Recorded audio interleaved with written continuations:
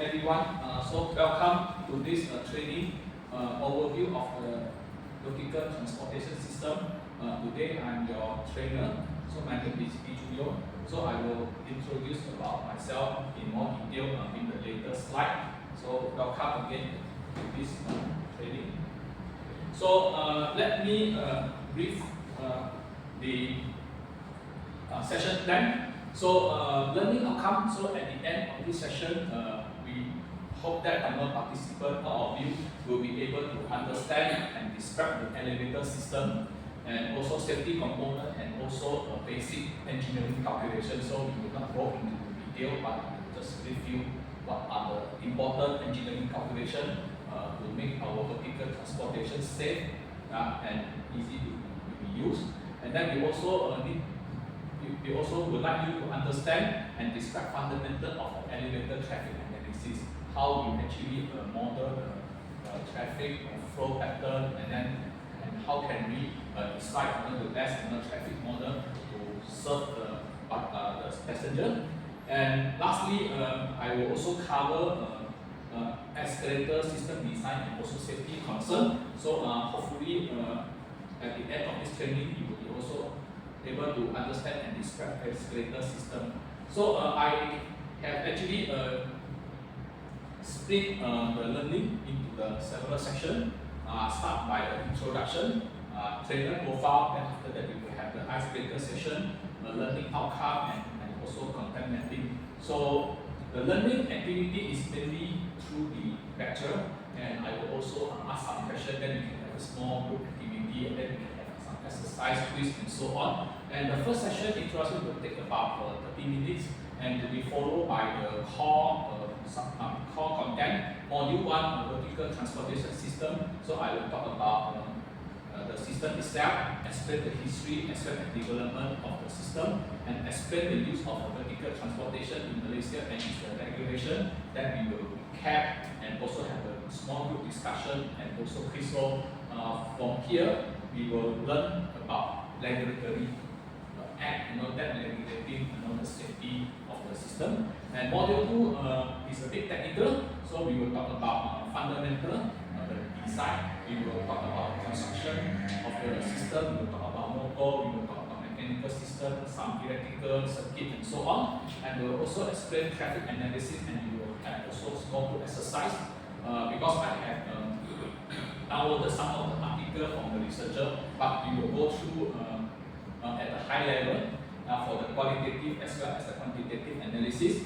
And we will also go through the construction of the lift system and the traction evaluation. So what makes lift going up and down, followed by the recap, discussion as well as quiz.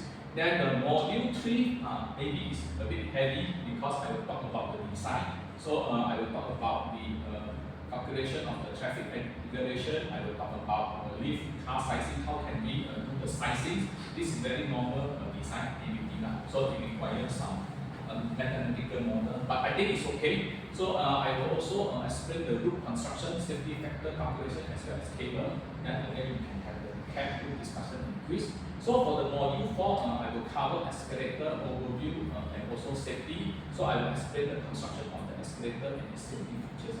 So when you are using the escalator, what are the safety concerns that you have to take note of? Okay. Then also discuss on the safety concern on the safety of the vertical transportation. So for example, the recent some of the incident, maybe we can have a sharing what is your point of view, and then again we can have the recap group discussion. And after that, we will urgent our meeting, our training with the summary and recap and review outcome. So we will wrap up all of the module together and activity. We can also have a simple quiz, and then I will be happy if let's say we can also learn from each other or pay from experiences. Okay, so far any question? Okay, then we can move on.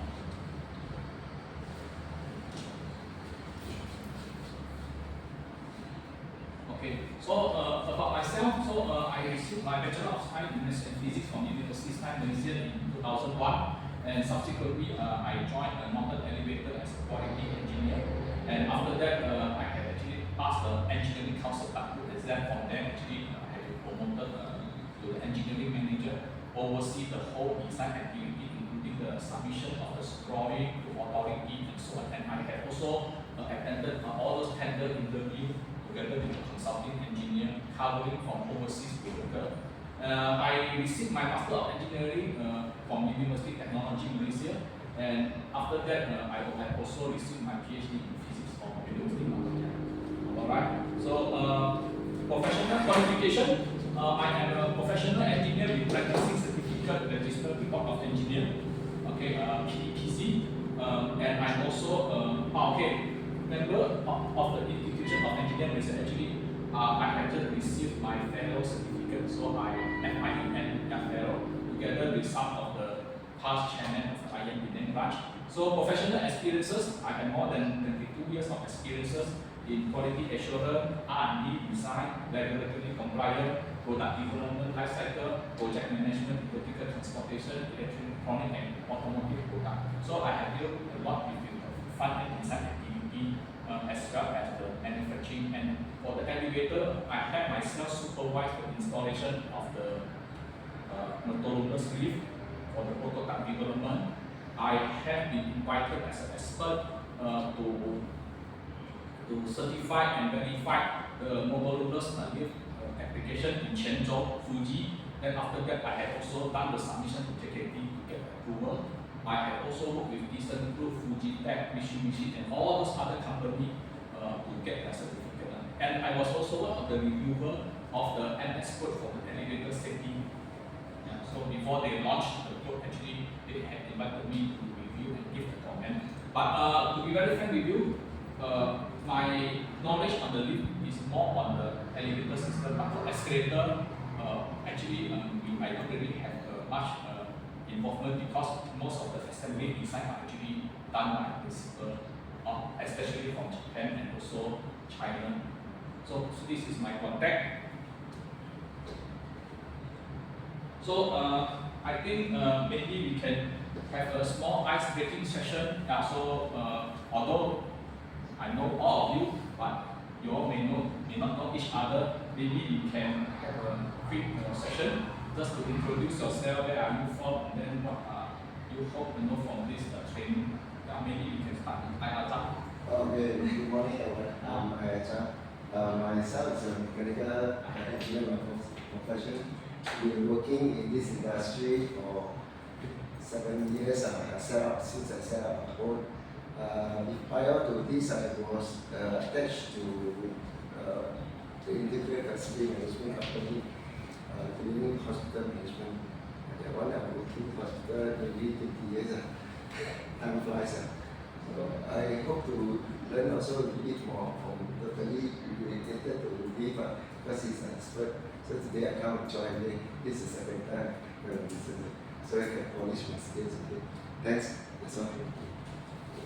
So I'm Jean Paul. I am background is in E&E engineering.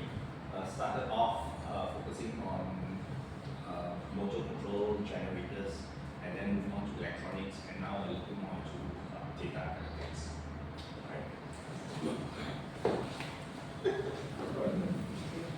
Yeah, I'm CCL. So I'm from semiconductor. So my focus especially is this photolithography, diffusions, and then of course I will include that. Thank you.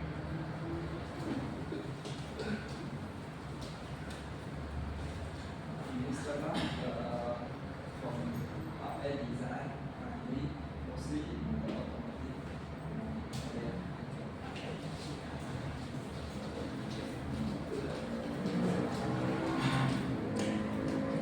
Okay, good morning everyone.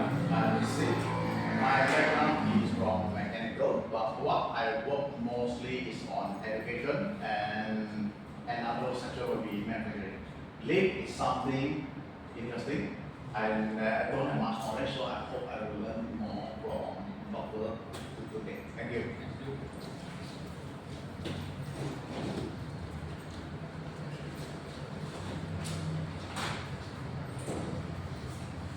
Hello everyone, I am Eskater from quality background. So I have worked in electronics and sheet metal industry for my playground. So we'd like to learn from you all to know more. Okay. Dr. Lee. Learn from each other. Okay. Hi. Hi, good morning everyone. I'm Christina. I'm actually not from any technical background, but I'm a real estate agent. Although that's why it's related to some of the like say vertical transportation and so on. So I also want to know how the mechanism works. I'm here to learn more from our well-known experienced speaker here, Dr. Lee. Thank you. Okay. Thank you for your kind introduction. Maybe we can move on. So learning outcome. So as what I explained just now, okay, to understand, the keyword is understand and describe the system, safety component and calculation. Of course, for the calculation side, I think we will not go into detail, and understand and describe fundamental of the traffic analysis, and also understand and describe the escalator system design. So here we are talking about system itself. We want to go into the component level, but it will be too heavy for everyone. Okay, content mapping. So this is the content mapping that I have developed into four modules. So module 1 will be talking about system. Yeah, we will start with the overview, history, as well as the vertical transportation in the context of Malaysia. And module 2, we will talk about fundamental of the lift design. So we will talk about traffic requirement, design and construction, traction machine, as well as a routing system. The reason why I put the traction machine and routing system because these are the most critical system that makes the whole system work. Module 3, design criteria. So how can we derive the criteria that meeting the specification which is acceptable by the public, as well as also in compliance with the regulatory requirement, traffic regulation, lift car design, and loop and cable. So these two are governed by the regulation. Traction regulation is the technical, is the engineering, is the performance. Okay, and then the module 4, escalator overview. So I will talk about the construction, steps, skirting, and so on. Escalator safety, this is actually the concern for most of the public, especially in the past we have a case that whereby the sole of the kid been dragged into the skirting, and then they have all the finger being crushed. In fact, I have participated in the investigation of this accident for cases in Sungai Buloh. Okay, they sent me the report, and then I have to give the judgment and explanation. Okay, safety concern of the vertical transportation system. So the system is designed to be safe for use, but as long as it is subject to the proper maintenance and not being abused by the traffic. Okay, so this is the content mapping. Hopefully, we will go through together. Okay, so far any question? Okay. Thank you. So let us move on to the module 1.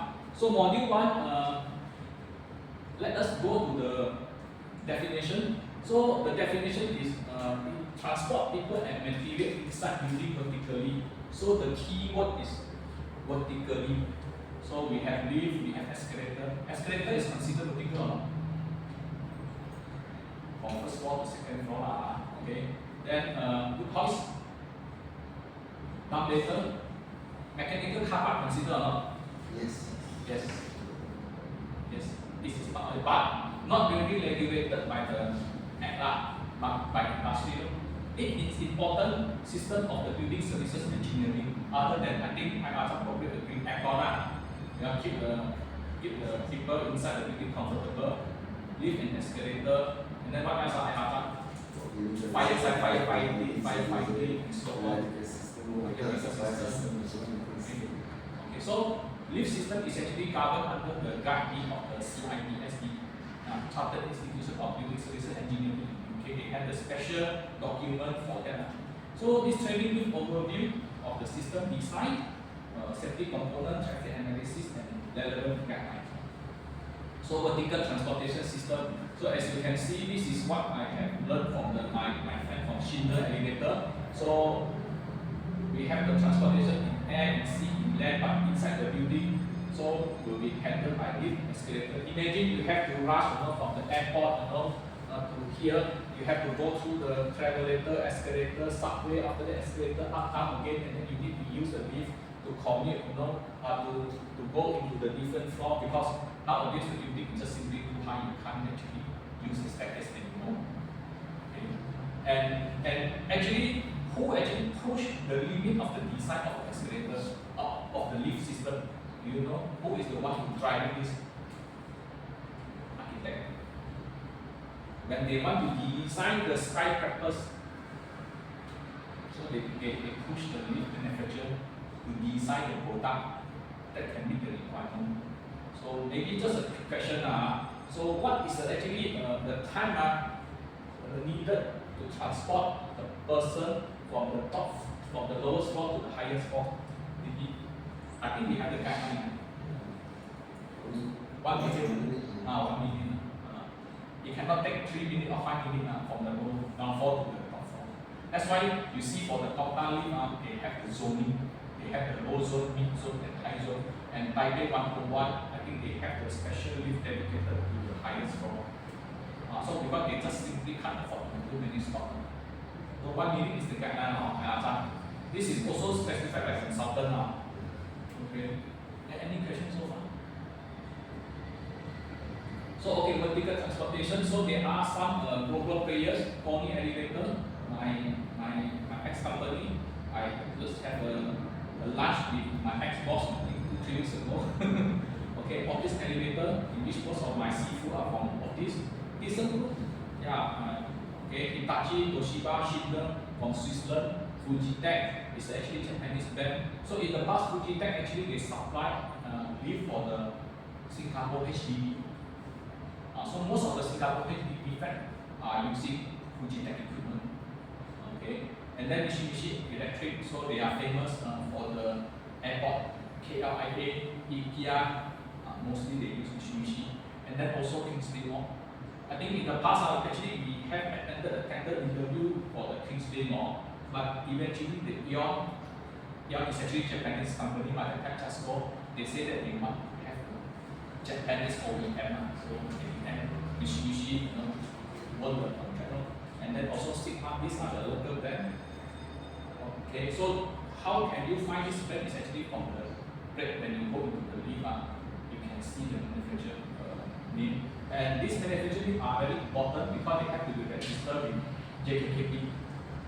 JKKP means Department of Occupational Safety and Health. So completed high-rise building. So that's why you can see all these are the high-rise building. Yeah, that requires the lift with the different speed. As you can see, China 20.5 meters per second, and our KLCC 7 meters per second. Actually, it's very fast. Every second is 7.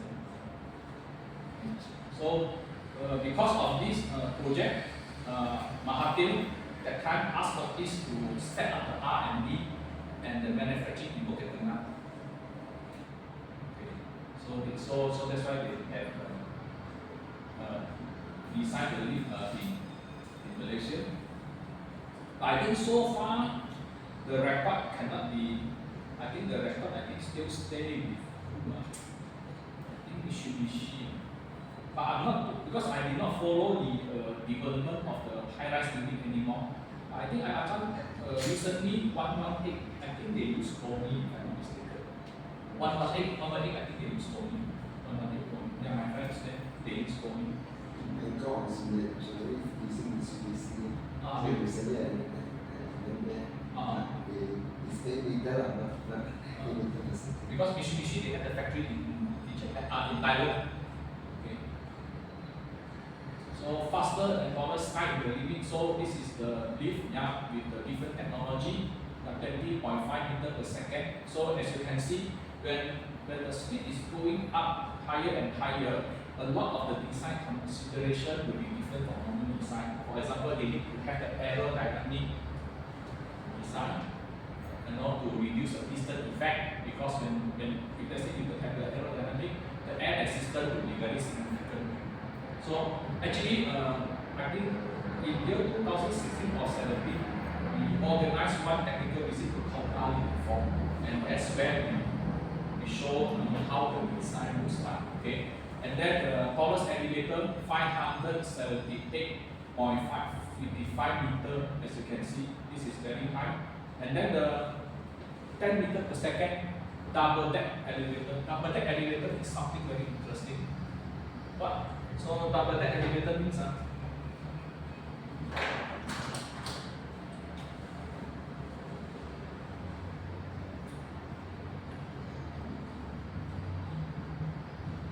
it can serve 2 floors together. In Malaysia, actually, we have, I think Melaka Telecom Shingle. Melaka Telecom Shingle. So why they want to have a double deck?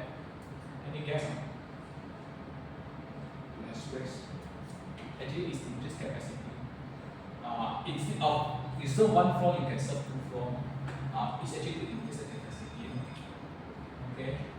So these are the components that we will briefly go through. Yeah. Because for the high-rise building, they also need to use a different type of rope because the vibration will be so significant, and then the rope being used also has to be different, have to be able to last a very challenging environmental condition, and this will be the safety gear which will stop the leak whenever the malfunction occurs. So far, any question? Okay. So history of the vertical transportation. So actually, the lift that we have seen today actually started in 1854. So that time, this gentleman, Otis, he actually invented the safety gear. As you can see, this is the gear. You see the tip of the gear. So it will engage the elevator when the lift go down. You see, this gentleman purposely used the X to cut the rope. So that is where, from there onwards, we really have the safety feature. Before that, there's no safety feature. Once the rope is cut, I think it just free fall. Okay. But this gentleman is creative enough, so he invented this safety gear. So when I started, in the lift industry, and all those seafood told me safety gear, I said, where is the gear? Then after that, only I realized that the first safety equipment is actually with the gear. And then first electric lift was introduced in Germany. So I think before that, they don't really have the so-called electric power to drive the lift. They use a so-called steam engine. But this is actually in conjunction with what? Industrial 2.0 or what? First is actually steam now. After that, the second one is actually the electric. So by German. And then now we have a so-called motorless lift. So that means for the existing building, sometimes you see you have a motor room, you see not. So you occupy the space, and architect always say that whether they can reduce the space for the motor room. But with the motorless lift, actually they have more flexibility for the design. So where you can see all these motorless lift, airport, Singapore Changi Airport, they have a lot. Because they don't have the space to construct a motor room. I think airport, other than that, exhibition hall, sometimes home lift, home. A lot, even right now, motorless is very common for high-rise. Your limitations are to high speed. So you have motorless. The first motorless lift I actually supervised is actually in Intel KM5, KM6. That time, we have been acquired, my tech company had been acquired by Pony Elevator. So I have to measure the site, prepare the shop drawing, integrated Pony drawing, went to the job site together with the contractor. Yeah, I think those are the very practical field experiences. So history. So actually, what we have is actually been developed around 100 plus years ago. So the reason why they developed the lift technology so rapidly, because at that time United States they have Empire Tower and so on. So those architects and developers they push the lift manufacturer to design more sophisticated equipment. So actually, it's actually driven by economy. Someone has to actually just drive it. Yeah. And then they put a lot of R&D, they put a lot of innovation, and then finally, the breakthrough is actually the gear motor.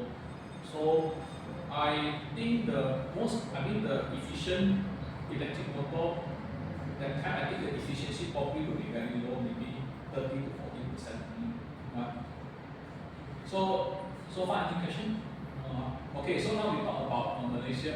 So in Malaysia, the vertical transportation is actually governed by Factory and Machinery Act, or what they call as an FMA, 1967. So that no person shall manufacture, fabricate, test, install, maintain, dismantle, or repair any machinery which is prescribed unless the written authority has been issued by the chief inspector.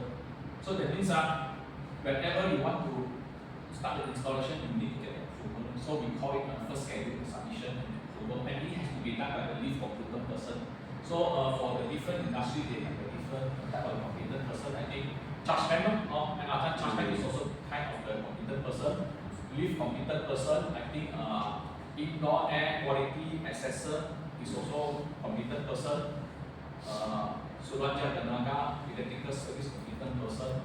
Steam engineer, also a competent person, and this is for the lift. So it's why we need to have this act to govern the vertical transportation. Any idea? Why there is an act to govern this? This is for human life. Yes, public safety, human life. So if let's say you have your lift at the home, necessary or not? Let's say, for example, sometimes you see the advertisement, there is a home lift system. That one need to be approved by chief inspector. Mr. Yeah, usually talking about home use, I don't think so. Yes, the answer is right. Because for home lift, not necessary, but the company, last time what we did, we will write to JKKP saying that premises under ownership of who and who install the home lift, and because it is not used by public, so it is not subject to the first schedule. So that means if you have anything, you take care on your own. You cannot take him to the court. The lift is not safe enough, because it is actually excluded from the inspection. Okay, so I will not go through into detail, but just to let you know, design, installation, testing and commissioning, and maintenance, and all this activity has to be recorded and then have a proper submission to JKKP.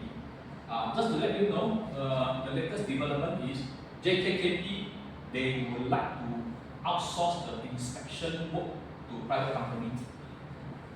So this is the latest development, and I have spoken to few competent persons. We are trying to figure out what's happening, because JKKP said that, okay, now we are actually kerajaan. Our job is actually to set the law, not to go to inspect, so we have to outsource. Okay, but the immediate impact will be the increase of the fee. Okay. So what is the outcome of this inspection? Can anyone have a guess? After completion of the inspection, what will be the outcome? Christina, from estate. I'm not sure. When you say that all these are approved, right? Then you install it. Okay. What will be the outcome? That we need one paper. Certificate of fitness. Certificate of fitness. That has to be displayed in the lift.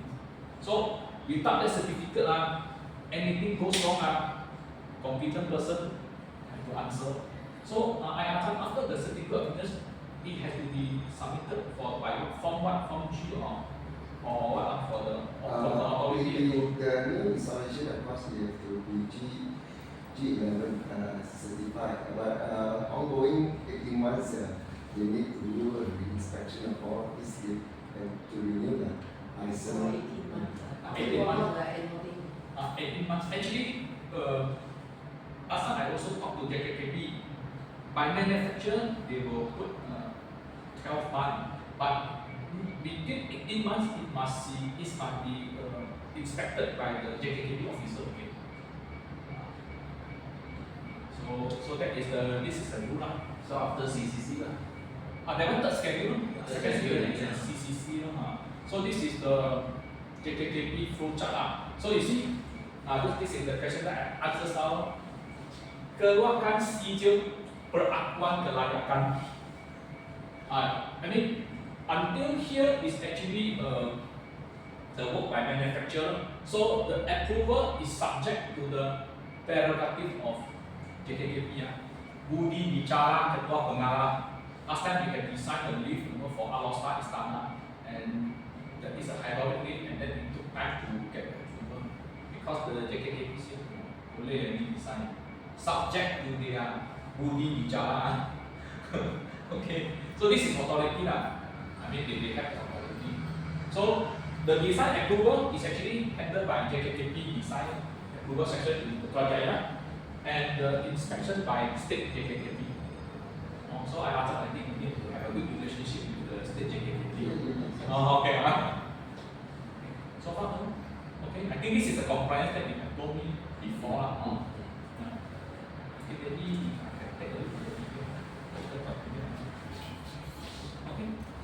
Okay. So we have three grades of the competent person lah. Grade 1 is actually to prepare the design and the drawing, and then submit to the JKKP for approval. So this grade 1 competent person in the past can be, they can actually get this qualification by experience. But nowadays JKKP they would like to have professional engineer or technologist. In the past, not many people with a degree actually in the lift industry, but now they are imposing it. Then grade 2 competent person is actually for the installation.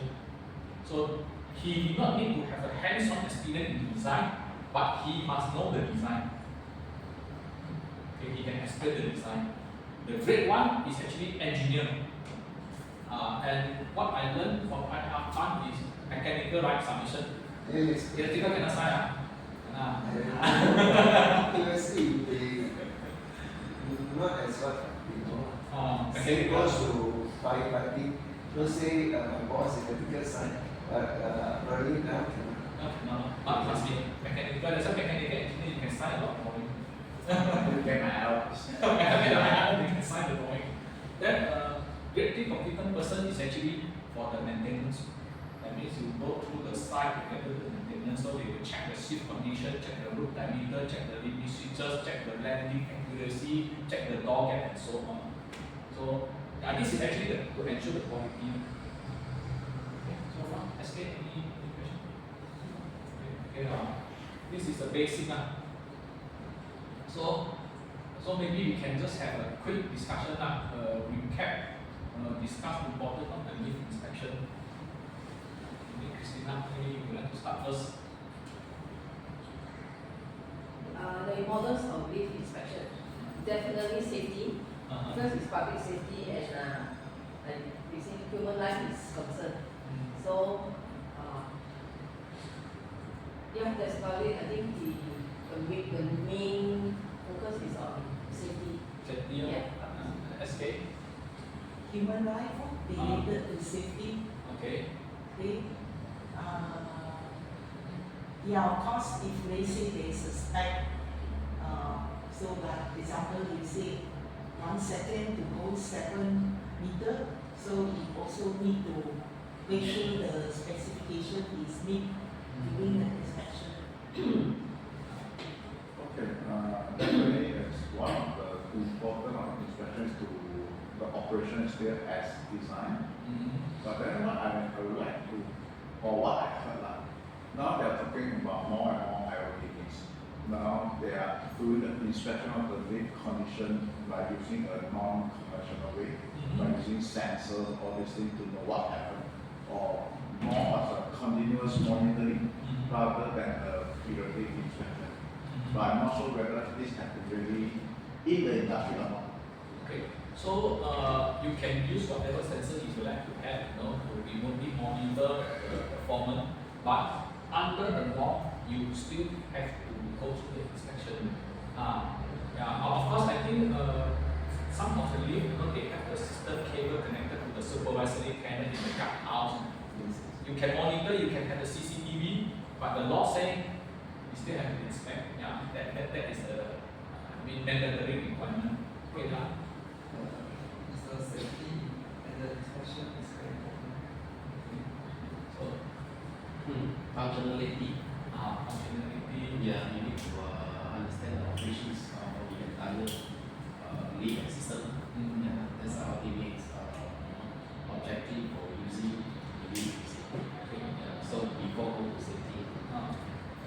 I think the importance is not just probably two sides, right? Make sure that the design is safe, and make sure the maintenance, because even if the design is safe, that's why you have to limit, then you have to review. Because even if the design is initially safe, if it's not well maintained, then it is a safety issue. I think you mentioned the health check. Actually, it's very important because we also would like to check the maintenance quality of the lift company, whether they make any bypass of the safety circuit or not. Sometimes they just simply bypass. Actually, some of the incidents happen because they bypass the safety circuit. So by right, door should not open, but somehow, the safety circuit has been bypassed and so on. And then most importantly is to check the roof condition, because you cannot visualize what you have to go into the job site to check the diameter and to check whether there is dusty or not. And then you need to check the so-called look of the shift, and then you need to check the so-called the motor whether it is overheated or not. And all this is engineering, engineering.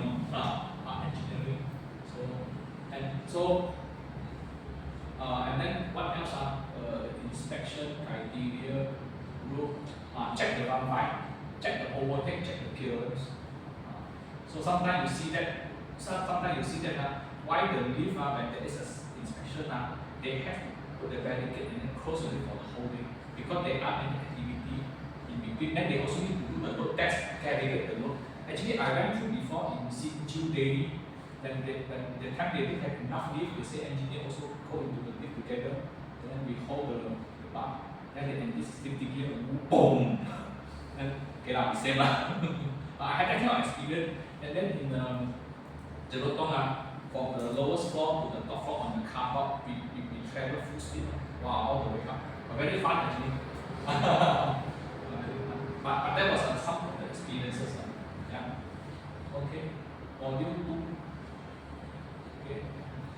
And 35 years for the calibration of the weight. Every 5 years. Calibration of the weight. So we have a 10% allowance. Every how many years? Calibration, last time what we did is at least once a year. Yearly. At least a year. You know why we need to do the calibration at least once a year? There is a reason behind it. There is a reason behind it. I think the shift Let me show you. Okay,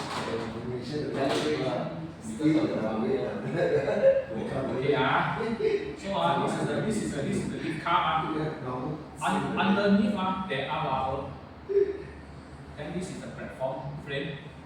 Then they have the so-called load cell, load switch. They have 80%, 100%, 110%. So over the years, the rubber will be compressed. So we want to check whether the rubber still can, the rubber compression still can meet this amount. For example, when you put 80% of the load, the compression of the rubber will be maybe A. Then 100% the compression rubber will be B. And then 110% the compression of the rubber will be C. So this is what we have to verify. Because we have maybe 4 rubber or 6 rubber, if any one of the rubber doesn't work well, it cannot carry the weight anymore. That means the lift car will be stunted. So that is the reason why you want to do that, to check the rubber. So that is the reason. So now the question is, why we need to have 3 different range, 80, 100 and 110? That is also engineering behind. predict prediction. Prediction. Because when we design normal case we assume 80% of the capacity is occupied, not full. But also some circumstances 100%. But we allow tolerance of 110%. Also there is engineering one. Why not 50, why not 120? That is also the engineering behind. Because let's say for example you have a 1000 kg suddenly another guy a little bit fat one come in. Cannot otherwise they go out. So maybe you give a little bit of allowance. So the reason why 10% are coming from the because this is a motor this is a motor this is the shift in the group So the shaft work is usually also 10%. So we must make sure that that 10% also can be handled by the motor shaft. Usually. You know what I mean? There is a motor there is a motor motor there is a shaft this shaft work. Usually the allowance is 10% also. Meaning that sometimes when you go into the lift is overload, then the sensor they will Within right? that percent still okay. Actually where is the sensitivity, the actual weight, is it on the front or the back? Center. Usually we put the side in the center. Center. Usually you put it in the center. So means that if they stand around there, then it's still somebody that who is like really very inside. You stand on the other side. So the lumber has to be stiff enough to take the compression. That's why. Like in the lift, maybe it's a capacity 11. Sometimes they say 11 person. But then, or how many kg? Even before they reach that kg or say, I've experienced already. Like 25% in there. You don't see any heavy load, but why does it bring? The calibration. It's not safe anymore. It is actually safe. They just have to calibrate it. They adjust the load cell position only. You know why? Because the rubber having problem. Easily compressed. Rubber having problem. Actually, this is very normal. Changing the rubber is very common. Changing rubber is very common. By having the sensors, you know, I think it's not supposed to do it. Actually, sensor is just to trigger that overloader. The triggering point is actually the rubber compressed. That means even with a small one already compressed and then the load cell already touch the sheath. That is the problem. So, okay, I think that I want to give you the overview. Okay, so all these are engineering actually behind that. Just talk about this a lot of times you can enter the field, only 2% they say overload. So the calibration out. Sometimes it's a gear remove outer weight and a couple of things and causing not accurate. Because if you look at the side, it's 11. Only 5% comes in. That's Calibration. So suddenly you ring and then you just run out. You also run out because something is Something is alright. Because that's true because once it triggers the limit the lift will not move. The lift will not move. Why the lift move, but then gravity cannot move? Because once you know last time what you had done the setting is once it's overloaded, the door cannot close. Motor cannot rotate unless the door switch is closed. This is how we control. Actually, the lift safety circuit actually are in series. actually like it's a jerky, you know. Jerking even more worse. that mean the alignment of the rope also got problem. Jerking the check is going to rope the tension also not equal. Okay. I think that's all. Now it's very safe because interlocking device got e-box inside, ventilation. So many features on it. And then those days you can actually can open the door, you reach now you can't. So you cannot force yourself to open the door. They got a lot of safety features. And what shows in the movie, sometimes not true. Last time, landing door lock, you cannot open by force. but car door, yes. The lift car door, yes. So after some incident, they call it protection of the unintended movement. JKKP issued the circular to enforce the car door switch. So that at one time they have to give the protection to client, then we have to drill the hole on the car handle to install additional switches. So in the past we say that okay, as long as the lift car door is open, as long as it did not engage with the letting door, it will be safe. But actually it's not. Because the lift still move now. The movement actually is safe. The movement, the problem is this is the lift car. When the person before actually the person either completely out or completely in, they are safe. What happened is the person in between, then it moved. Then that is the problem. If let's say completely in, okay lah, you get surprised. So this is faulty lah. That's why it moves. Sometimes also because it's third level, we only allow the door to open a certain allowance. We got a gap, you can fall into the lift pit. But flying swing inside, then we drop into the lift shaft and go to the lift pit. So they don't allow it to able to open if it's not in level. Yes. Then all the lift like sensor, because last time a long time I not so exposed to all this. They say that certain lift their sensor, as long as there's movement or no movement. Oh, that one is a basic feature. That one is actually. Then they say they have to pay more. That one is. Development. Okay, not really anymore because in the past we use the mechanical safety edge, but nowadays we need I think it's not compulsory, it's still optional to use the multi-ray sensor. But that one is not compulsory if I remember correctly. So the egg doesn't cover that. Because that one is how much you have to pay. So it's not mask lah, that's what happened. As I remember, not the mask, but nowadays most of the equipment already with the safety sensor already because cheaper already. In the past, one safety sensor I think can cost 5,000-6,000 last time, but nowadays it's very cheap already. In China, they manufacture, they just simply supply, and then the lift company give you the quotation just to upgrade maybe 3,000-4,000. It's not mandatory for to upgrade all using sensor. Like sensor type. So they can actually upgrade. Modernization is there, but I think it depends on the manager who want to. So law implementation, then you must upgrade.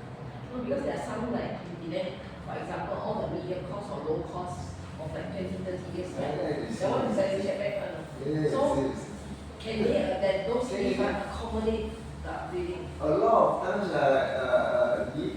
after 20 years, they upgrade. They call modernization program, including all the except the car and the motor. Most of the items, the electronic parts are all changed into sensor. They can do it. They can modernization. So they don't achieve the car, they use that, but other than Actually, last time when I went to the job site to do the assessment, usually we will say cannot. because they want to start working. Modernization costs a lot, so nearly 30 to 40%. The reason why is very troublesome because the so-called the distance between the guide all already been installed, and then you want to modernize some of the work, you don't have the flexibility. You have to shut down. You have to shut down, and then the door, and then sometimes the old door system, the bearing wear, and then you cannot find the spare part, all those things. So that's why they say, myself, if you replace the whole thing, and then some of the motor, the shift is no longer in production. We can change the road, but we cannot change the shift. And then the motor, the couple, and then the drive system. So that's why we usually say you better change.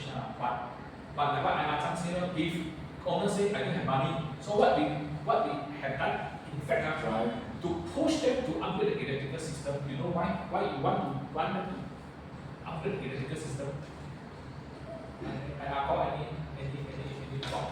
Spare part, spare part. Otherwise, don't spare part.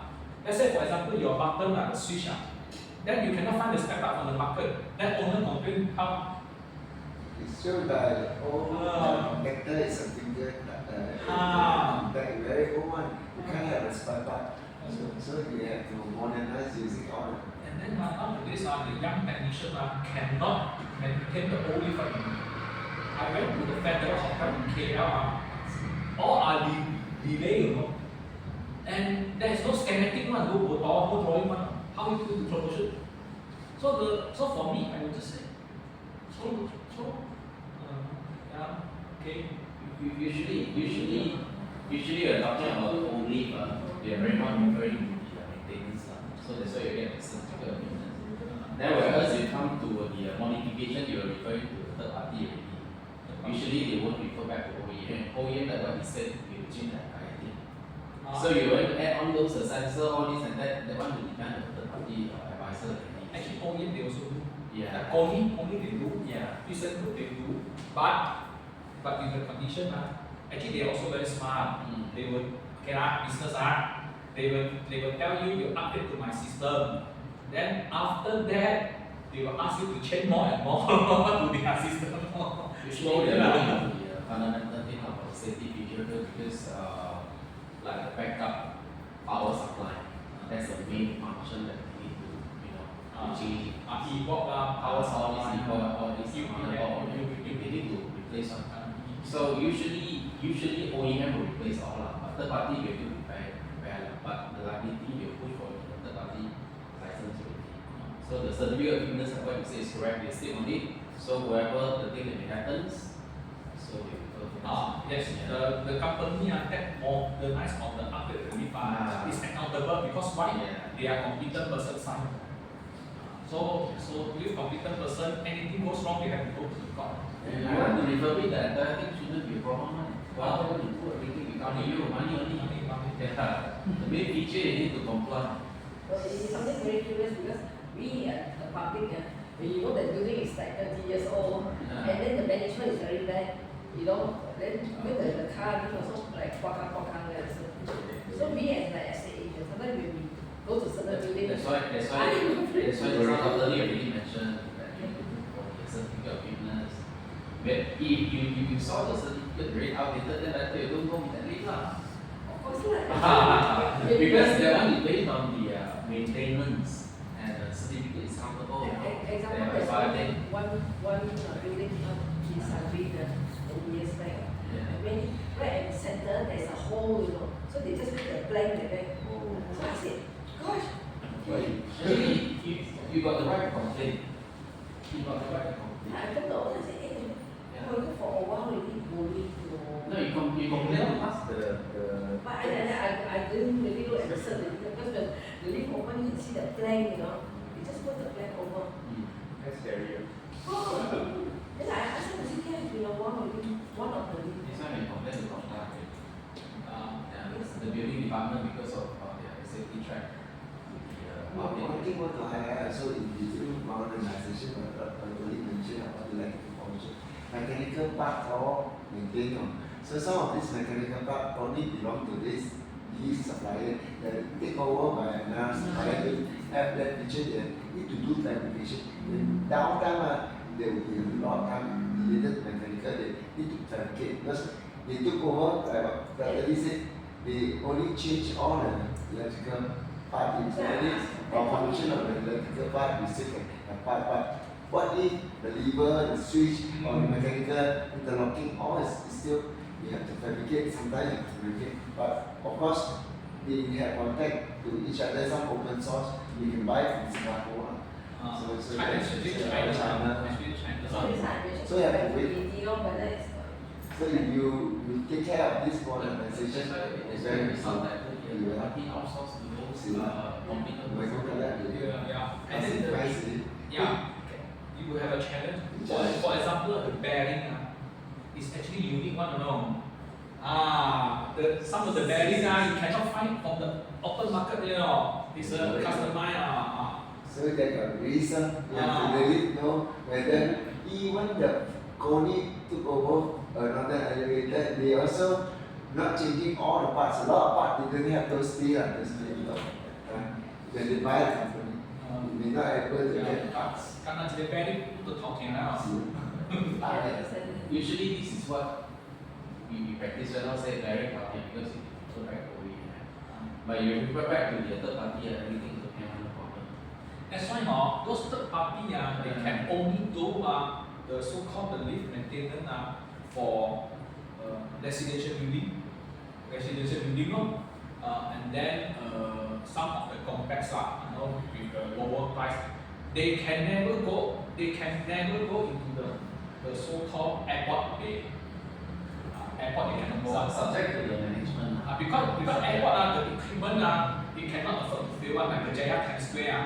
No, actually last time they had a special airport there, and then hospital they also hardly send to the third party because once like what I say then they say they cannot find the spare part they say need to wait for 3 months the hospital there can serve for 3 months. Subject to the company because usually third party came out that's because of the cost saving. So because of the OEM, all the parts is very expensive. Last time when you make the quotation you lose money. My boss say this leave but we still want to sell, you know why? Maintenance contract. There is a strategy maintenance contract okay. I think we can move on. Okay, we can move on. Yeah. Okay, so the lift system shall be designed in such a way that to meet 5-minute handling capacity ratio and average waiting time requirement. So these are the 2 criteria. So when we have the building, I think this one little bit related to the architect. So you have this building, you have maybe how many tenants, blah blah blah. Then how many lifts you need to design, and then what is the size of the lift. So these are the main 2 criteria. Or maybe escape, maybe you can read or not. Okay. I mean just so that to help us to understand. Lift system shall be I designed think we can from here. from here. 5 MHCR and AWD are quantitative and qualitative performance respectively of lift system. AWD is average time passenger need to wait for lift to serve him upon arrival to main floor. 5 MHCR is the handling capacity of lift system with ratio to total population of tenants inside building in critical 5 minutes of morning up peak. Round trip time RTD is the total time consumed for the lift to make a round trip to serve average stop floors. RTDs start when the lift door closes at main floor and then end when it reaches main floor and then open door to discharge passengers. Expectation is AWD less than or equal to 30 seconds. 5 MHCR is 10 to 15%. Okay. So what is your understanding of this? Some timing, some safety. Actually not related to safety. But you see that it will only close, then only the thing start. The RTD start with the lift door close. Actually, this is your satisfaction. This is not related to safety. In the past, we actually work with architect. Architect will ask us, he said, I can lift. Then from there, we decide how many lift and then the booking system. So that means if let's say you have the lift system, you need to ensure that when the person come into to reach the lobby, every reaching time within 30 seconds, the best is 30 seconds, the lift will come and he can start, he can press the go in and then he can make the trip. And then 5-minute handling capacity ratio is the keyword is actually the morning update. So during the morning time, when everyone going to the office, so let's say your office start at 8:30,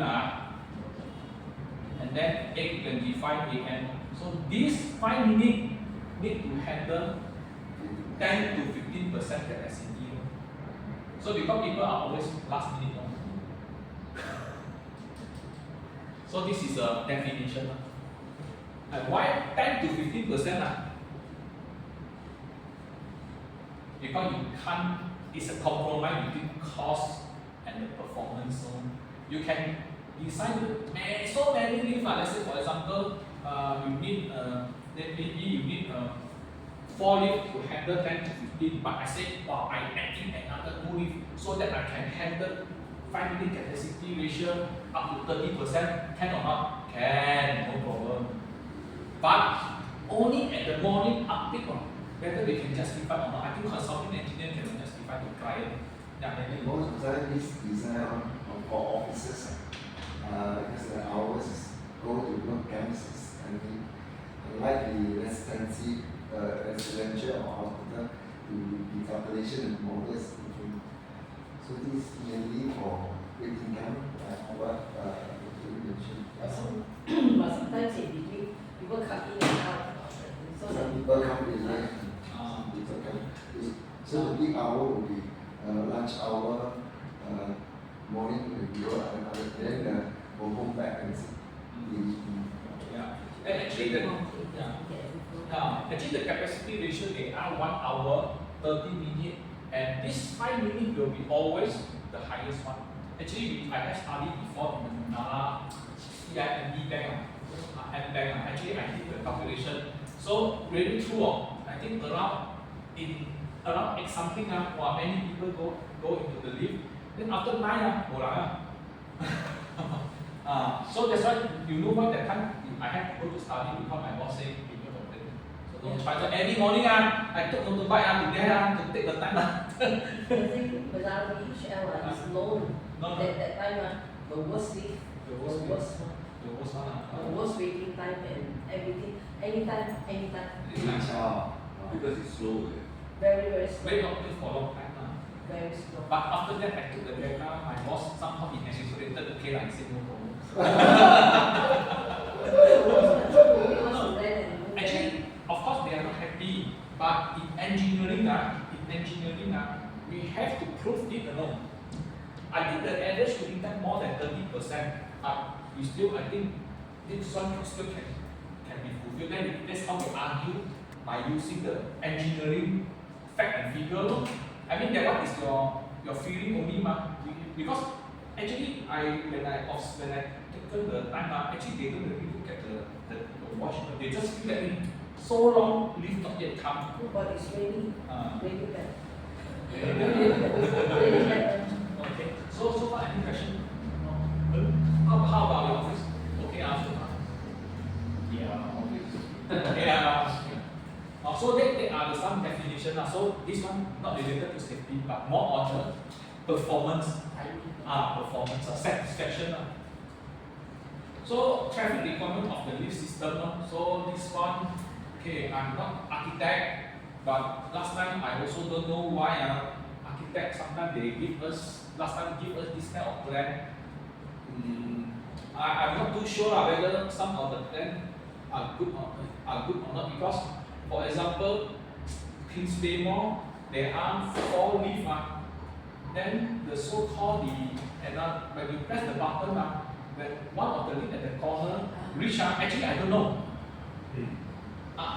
Maybe I think this one only architect can advise better what is. Maybe they don't have enough space or what. But I ask them usually what is the arrangement that they like architect. More opposite each other. Is that opposite each other? Three. Is it cost saving? It's actually the design, not really cost saving, but it's the arrangement. Because you want to control the whole in the group. So you too far, you can actually see the car right underneath, so deep in the So 3 or 2 is easier. You always can go there to lead. So maximum that is not desirable. So far. So last time we proposed to the client to install the hall lantern. In in some of modern also you don't want the call, no the label, you also become more complicated. You see those days had number, live at which floor. Now artists, it was very, you know, a lot of Actually, they are optional. optional. So what we always recommend to put is something like a traffic light. And then what they did is also the call button, the hall call is already there. It's indicate but very difficult for you to see that angle where the location is from. Because you are standing in front of it. Of course they will give some light and near, then you have to see the indicator light. In some cases, or It's sound. we call indicator light. But I think mostly for the commercial building, I think for hospital maybe the requirement could be different. Hospital could be different. I'm not sure. Hospital also additional used for education. We call hospital education building, which you can especially allocate certain features that you can control. The most size is the lawn, I think you can come up with a. They want to You will label this for emergency use. Quite common in hospital. You are right. Quite common. Last time I asked before the consultant why they for hospital sometimes they want to have that kind of leave. The reason is when they pull the stretcher then when they want to discharge they don't have to pull out again, then they can open another door, then they discharge both way. This is what I know. And during the emergency, the tower only attend to that particular floor that you design. They go directly to the discharge floor. You won't go and attend to it. You think you want to press button and check and pause the room. So in certain case, there's a lot of features they control in the room. This is also engineering. That's a design. We call this as a cargo lift accessibility. It's a different because cargo lift a different feature. Yeah, but when we mention hospital, I don't know that there's those two anymore. Cargo lift, that one is considered cargo lift. Actually, Cargo also there's something. actually not cargo lift. Cargo lift by definition, by JKKP, cannot carry people. If let's say that one the lift, if they say lift barangan or the goods lift, if people go in, drop, cannot clear one. Maximum they allow only one or two person going in. Yeah. Home division control this lead. But cargo hoist or goods lead, but goods hoist or goods hoist cannot enter like what the lead mentioned. You cannot enter. You can leave the goods going in, then the hoist go up. But if you talk about lead, then the person can actually accompany for that. So, When we call this service lead in the supermarket, supermarket passenger also can enter. That kind of lead is different. So dedicated cargo lead is only control. Leave has different. So service lead is in fact they say service lead in fact it's a passenger lead, but then they can use for some goods shopping. You know the good hoist like what I can't say why can he carry the people because he puts the down drive. Hoist down drive. So that one the safety feature is not guaranteed one. When it's lead, okay lah, it is hoist. Like I say, it's only goods can enter, but not. But last time we have discussed with JKKP before, and for some of the factory, they also don't want people to go in. They also don't want people to go in because anything happen, very troublesome. I think they are subject to the factory because our interpretation for the cargo lift feature is very good. Even though vibrations are much more better than passenger. You know why? Also engineering. Also engineering. Why? Just now you mentioned the vibration. The vibration of the leaf can stand a higher vibration. You know why? Just now we talked about the leaf. So for the cargo leaf, their label is actually at the machine room. So underneath the so-called under some design underneath the leaf car bottom they don't have rubber. They put the rubber actually at the machine automobile one. There are 4 pillars now, we call bumper. Bumper to That's why the first time I went to see the so-called the lift in green brown. I did not see the label. But at the motor room, because you know why? Because it's too heavy, so all the vibration is actually we use the word compensated by the tension of the room. Absorb. Also engineering. There is a reason. So there are two types of the lift. One is a square type and then another one is a stretcher type. So if you ask me which one is better, for me personally I prefer this one, but for hospital they prefer this one. And some nowadays any lift I think is in a combination of I think maybe 2 lift in each square type and then 1 lift in the stretcher type because the what is the reason? High rise, you want to bring your furniture, your couch, your beds, your whichever things that you can use. If you talk super high rise, then cannot carry this, so they use this kind of shape. But Bomba also on this foreign skill. Foreign skill. The stretcher can go in and Stretcher can go in. push in. So what is the minimum requirement for the bomba lift? I think hospital, school need and then travel more than 18 meter, right? Something like that. Yeah, more than 18 meter. Now hospital is having more than you really need to have the hospital bed efficiently. Those days only 5 story mandatory to have it. But for hospital, new hospital, whether you got 1 floor, 2 floor or 3 floor, you also need to have that kind of size. It no longer like those days, and the size is even bigger than few years ago. The CCAP said allowed. Now we have to the size that we have to 1 feet wider, 2 feet longer. So just changed 224A recently. That is the size that we all the having right now. It's not compared to the latest one. The latest one is follow Singapore. Singapore is even 1 feet longer they can sue. And then ours is we copy exactly, but only the length slightly less than 1 feet. So we follow Singapore.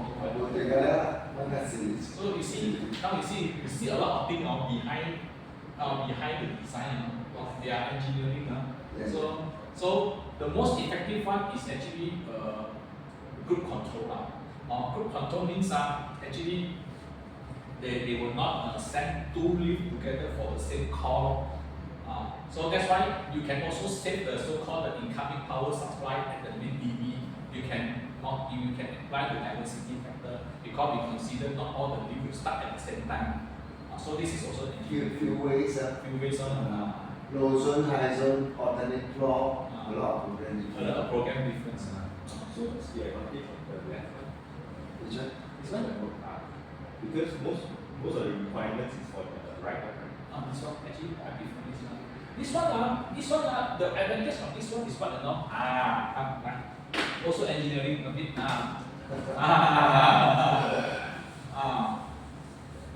Actually, you see for this one let's say 1,500.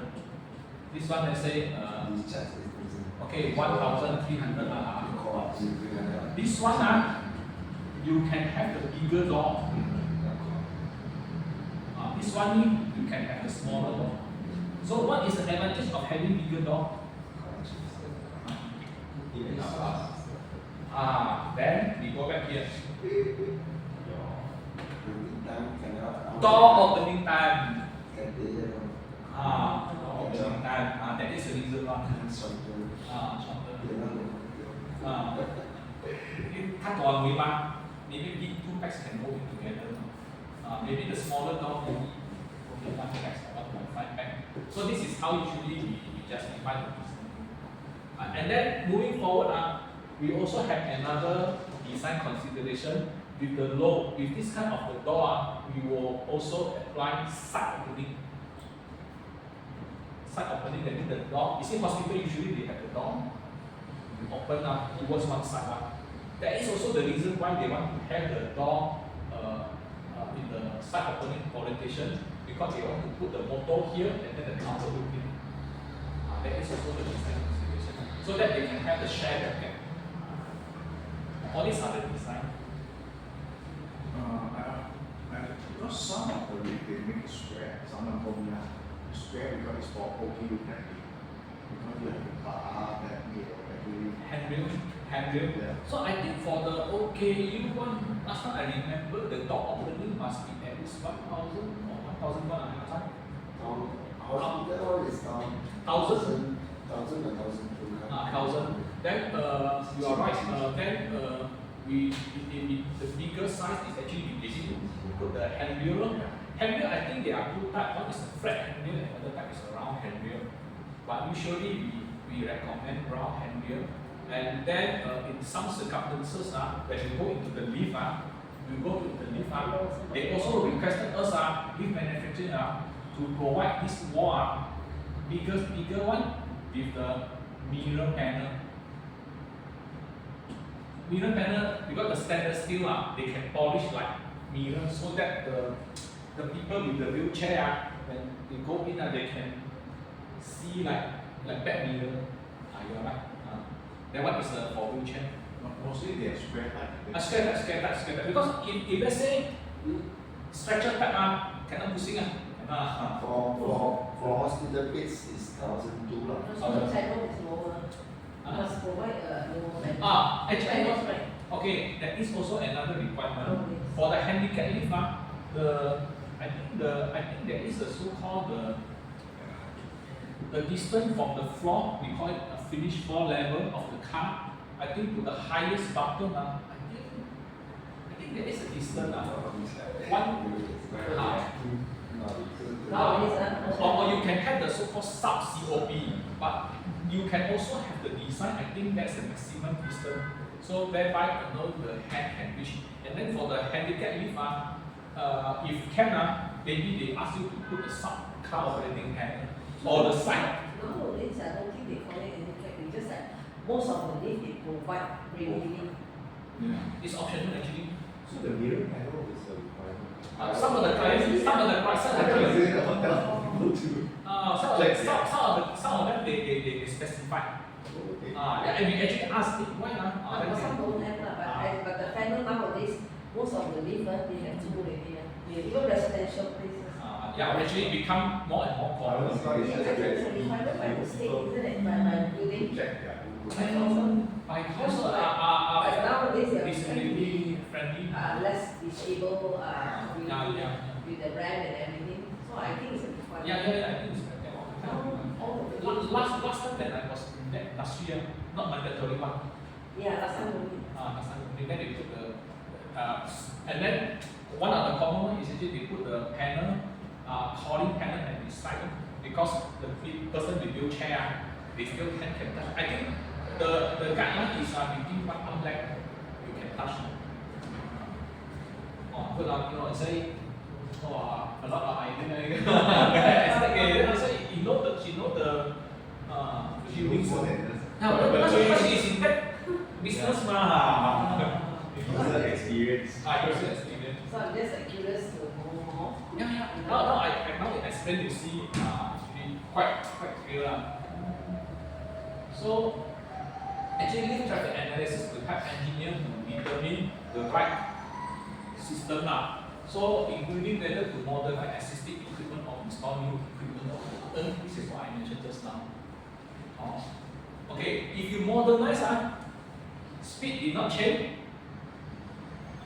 travel did not change, weight did not change. Do we need to resubmit the first schedule or not?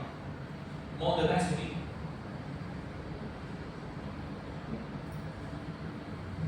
But you have to inform the below.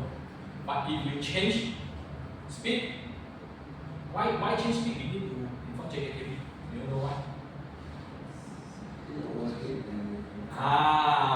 Curious. And then the motor power capacity also different because it is factory machinery machinery. So that's why when you see the lift permit, usually you will start with the PMA number. Do you know what is a PMA?